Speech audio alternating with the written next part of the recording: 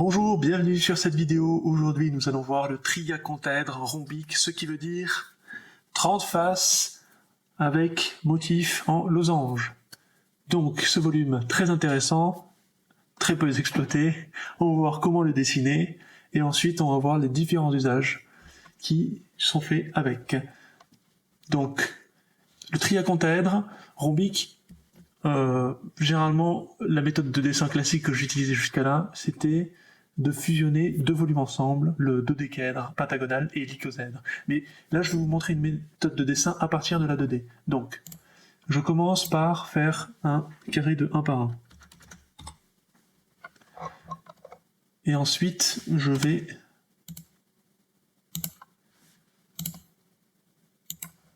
le séparer en 4. Je vais avoir besoin du nombre d'or. Donc, je fais un groupe. Et je viens avec l'outil arc, je lui mets 24 côtés.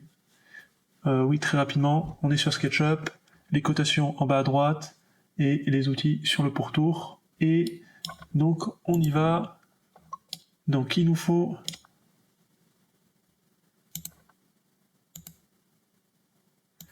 voilà.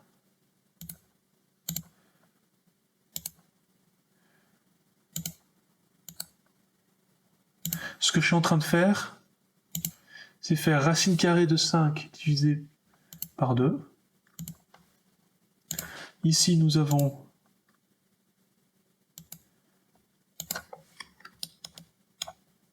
un sur phi.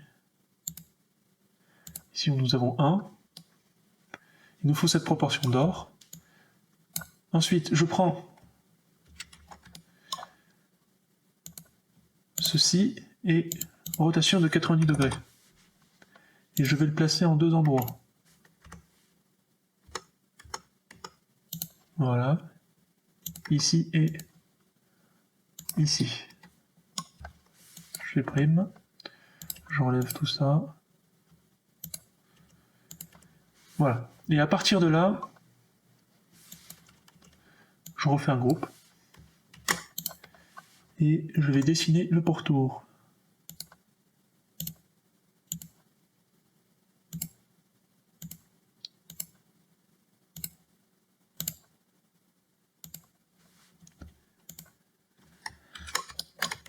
Voilà, nous allons travailler avec ceci.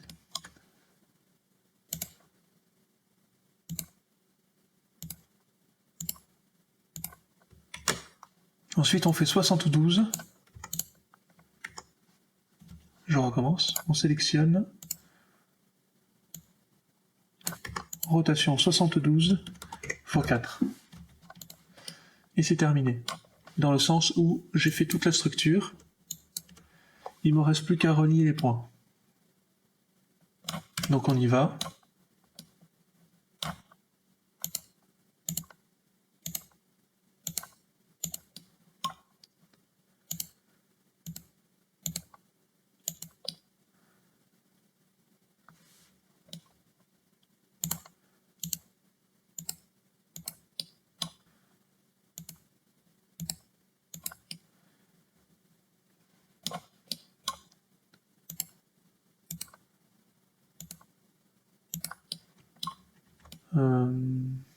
Tac, tac, tac. Non, c'est comme ça. Voilà.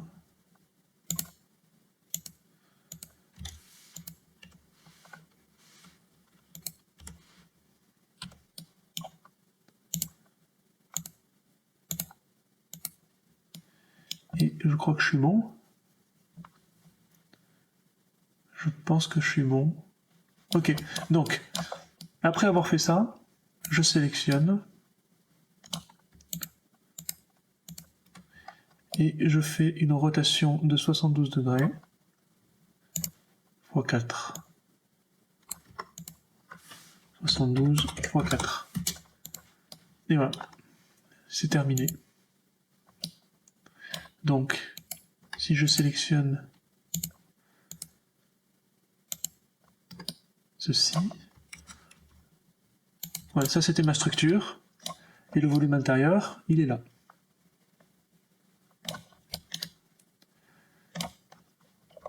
Donc on recommence rapidement. On fait un carré. Dedans, on fait 4 carrés. À partir de là, je vous montre. Racine carrée de 5, c'est ici. C'est quand entre deux carrés, on vient tracer la diagonale. Mais nous, pour faire racine carrée de 5 sur 2, donc on a besoin que de la moitié. Donc en fait, on a besoin que d'ici. En fait, ça correspond à la même chose que de faire de là à là. Et ensuite, hop, je viens tracer ici. Je fais la même chose ici. Racine carrée de 5 divisé par 2. Et ensuite, je sélectionne les deux, je les copie et je les mets sur le côté. Ok.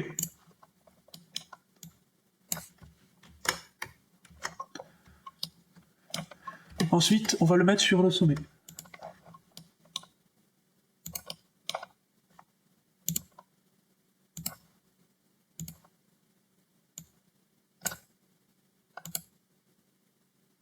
Voilà. Et on va le mettre sur l'arête.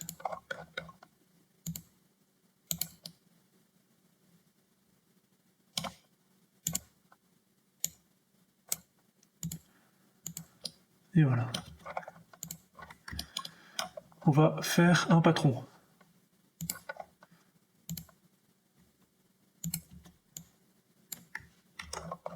Enfin, un patron, j'aime bien commencer sur la face.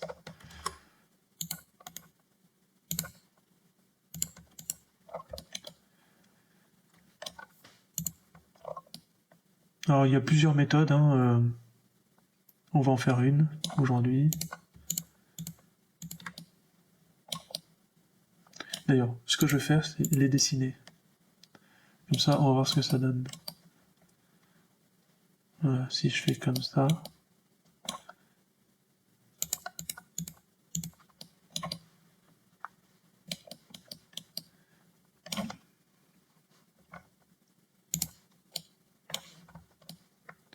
Du coup, ça me laisse avec ça.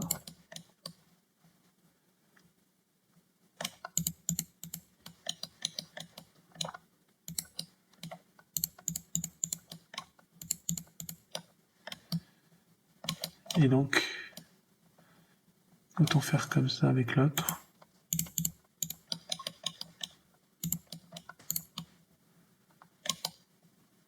Et je termine du coup avec l'un des deux là-haut. Ok, on y va.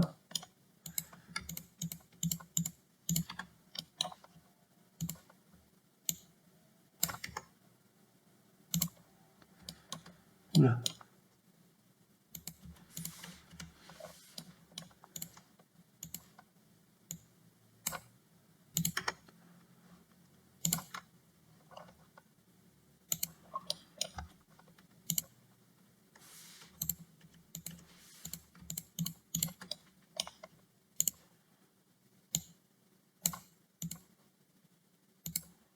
Non.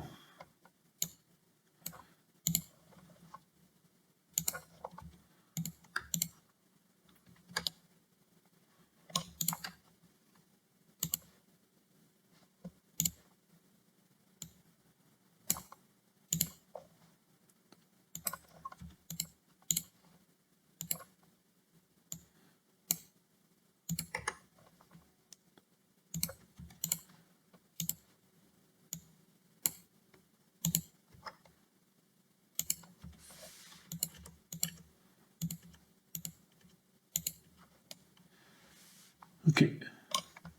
Je fais le jaune.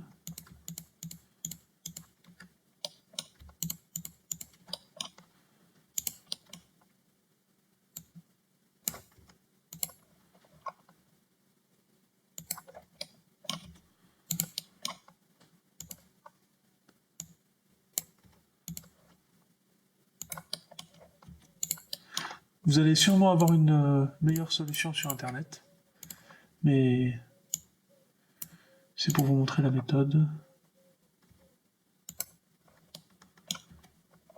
Ouais, il faut que je supprime tout ça,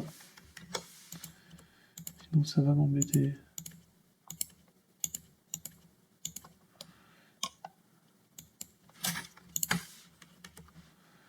Hop, on va utiliser cet outil, c'est aussi bien.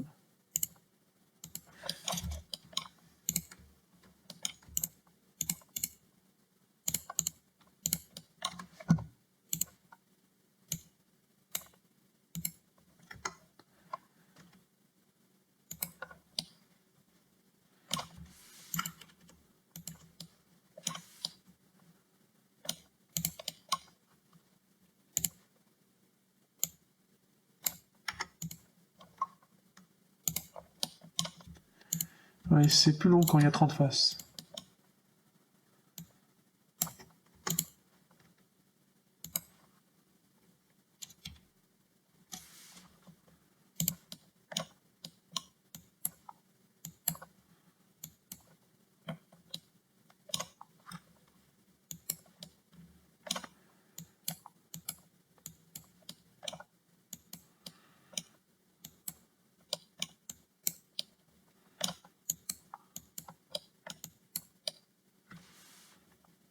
Là, il y en a un qui se balade.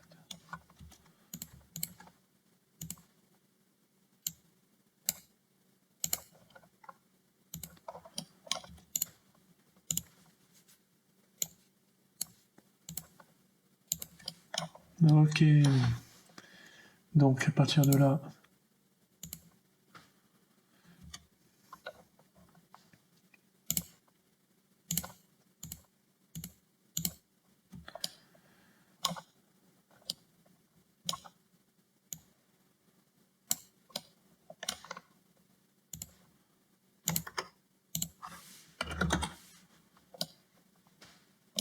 il manque plus qu'à mettre celui du haut.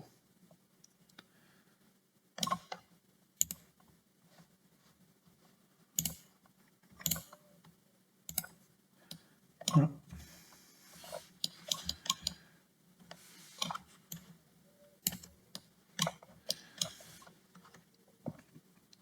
Voilà un des patrons possibles.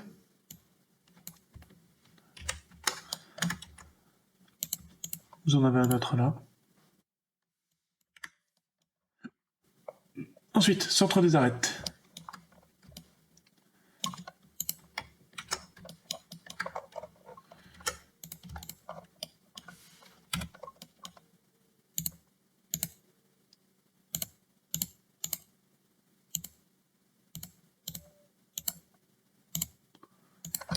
Voilà.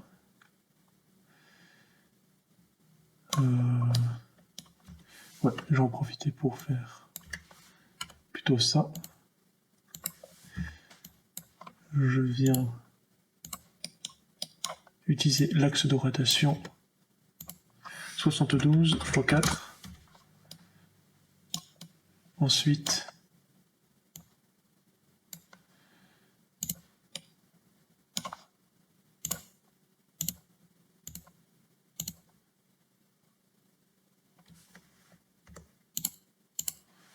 « 180 degrés.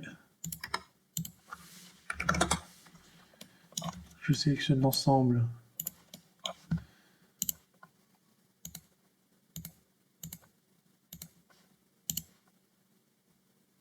Ah oui, il n'y veut pas.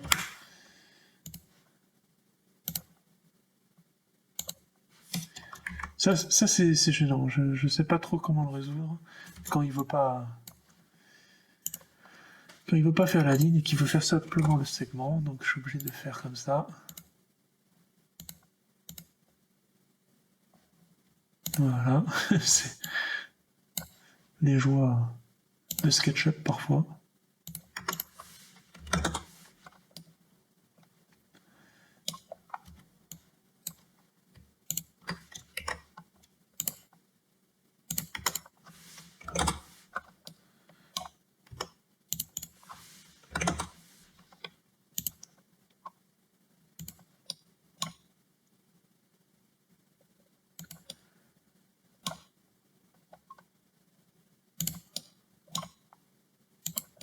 Et voilà. Hop. On obtient ce volume.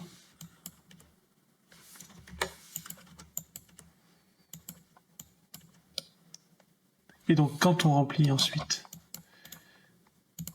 hop, l'intérieur, on a des hexagones, des triangles équilatéraux, des pentagones, des triangles équilatéraux, et on va voir les rectangles. Donc, qu'est-ce que ça nous dit ici?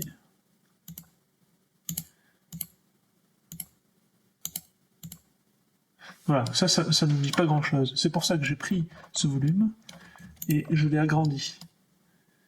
C'est exactement le même volume. Et donc, qu'est-ce qu'on voit? On a un rectangle de 1 en longueur et de 1 sur phi. Donc c'est encore un rectangle d'or.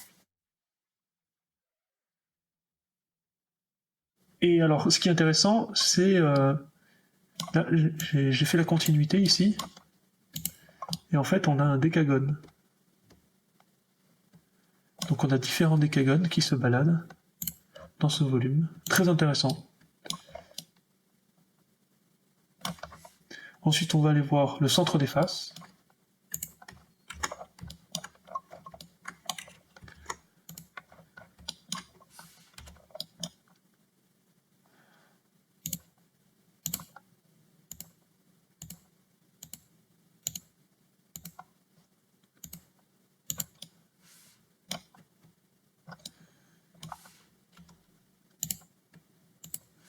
Voilà, je tire un seul segment. Je viens faire 72 x 4. Ensuite, on va faire dans l'autre axe 72 x 4.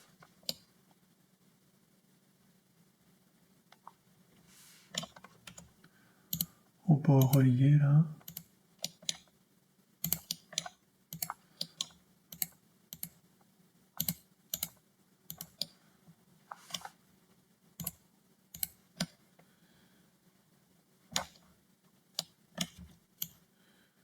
On prend l'ensemble. On fait un groupe. 180 degrés.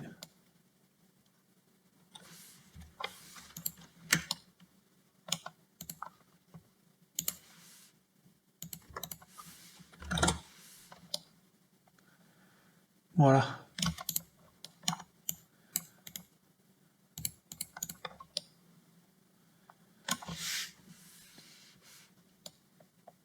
Donc en fait, j'utilise les axes de symétrie par rapport au sommet en utilisant 72 et je multiplie par 4. Et après, j'utilise des symétries de 180 degrés pour avoir le motif de l'autre côté.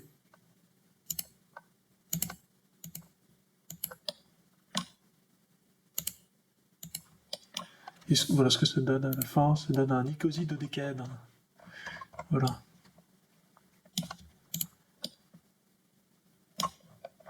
Volume qu'on a vu avant, dans une autre vidéo. Donc on continue ensuite les lignes de volume. Donc là, par rapport au sommet, par rapport aux arêtes, par rapport aux faces. Donc ce qui est intéressant par rapport aux faces, c'est que je peux faire ça.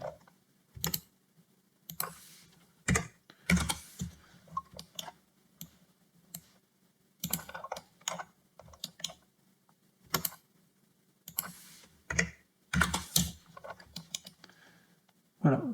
Je vais avoir des trous, mais je peux créer une structure à partir de triacontaèdres rhombiques. D'ailleurs, on va se mettre ça dans la structure. Ensuite, les accrétions. Et ben là, c'est ce que je vous ai montré avant. On peut faire des accrétions en X, Y, Z.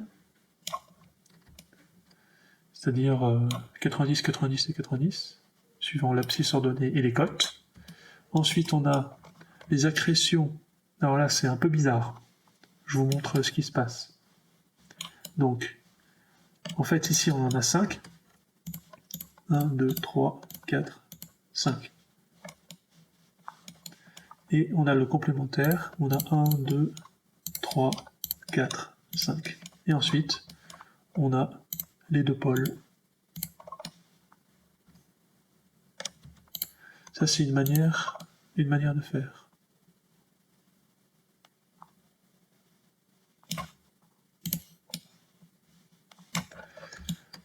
Après, on a l'accrétion par rapport au sommet. Et là, ça nous fait un cube à l'intérieur. Donc, si je dessine le cube à l'intérieur,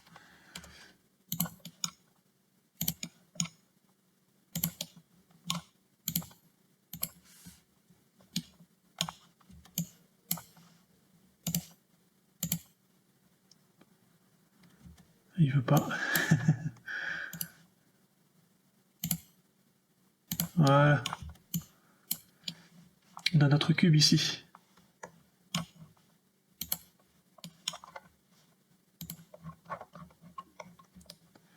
Ensuite la structure, comme on l'a vu avant, et la tour. Voilà ce que ça donne. On passe aux usages. Je le mets en projection parallèle. Donc, on va avoir de la décoration, du décoratif, du décoratif, du décoratif, du décoratif et de l'art décoratif. Voilà, c'est bien dommage, c'est-à-dire que c'est déjà très bien de l'utiliser en tant qu'objet d'art, mais c'est quand même incroyable de ne pas l'exploiter pour ses propriétés géométriques. On a quand même un volume avec 30 entrées qui sont pareilles. Et d'ailleurs, chacune de ces entrées est un losange qui est aussi 2 triangles. Donc en fait, ça fait entrée-sortie. Donc pour plein d'applications, ça pourrait être intéressant. Mais non, on ne l'utilise pas. Je pense qu'il y a très peu de gens qui le connaissent, et pourtant c'est un volume qui est magnifique. Ok, donc ensuite on va voir les projections filaires.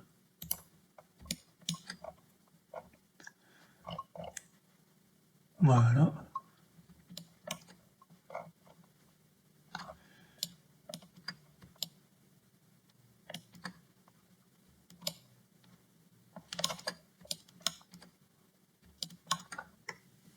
Ça fait des très beaux motifs tout ça. Ça c'est vraiment... c'est un très beau motif. Et ensuite on va les 2 biais.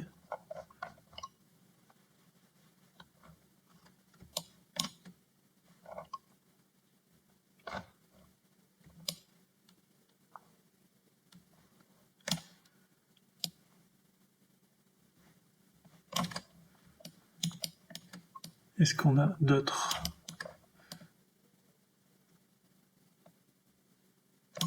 Comme ça c'est intéressant ça.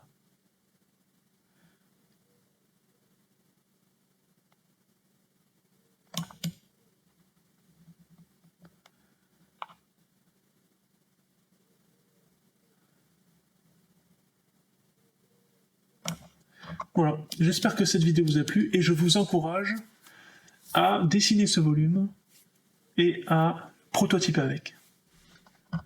Vous pouvez me soutenir en allant sur le site belsidé.com où vous y trouverez 2 de mes e-books.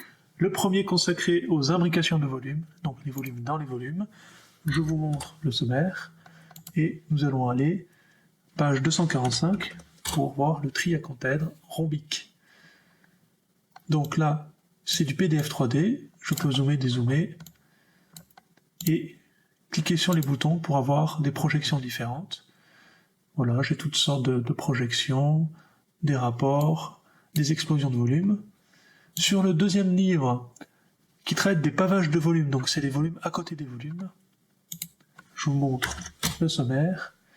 Et là, j'ai rajouté des animations. Donc là, vraiment, c'est très intéressant. Je vais aller page 97. Et vous allez voir ce que j'ai pas pu dessiner parce que ça prend trop de temps. Je clique là-dessus. Donc là, on a le volume complémentaire du triacontèdre qui permet de remplir totalement l'espace. Donc après, voilà, je peux me mettre dessus en isométrique et je peux même discriminer les volumes entre eux. Je peux mettre en transparence et en opacité. Hop, je vous montre un autre. Donc lui, c'est par rapport au sommet. Très intéressant. Et le plus intéressant, de mon point de vue, par rapport aux arêtes. Vraiment, jamais j'aurais imaginé qu'on puisse faire ça avec le triacontèdre. Parce que là, on a un vecteur équilibrium. C'est vraiment très très spécial. Et pour avoir la chance d'observer tout ça, vous n'avez plus qu'à aller sur mon site. J'espère que cette vidéo vous a plu et on se retrouve à la prochaine.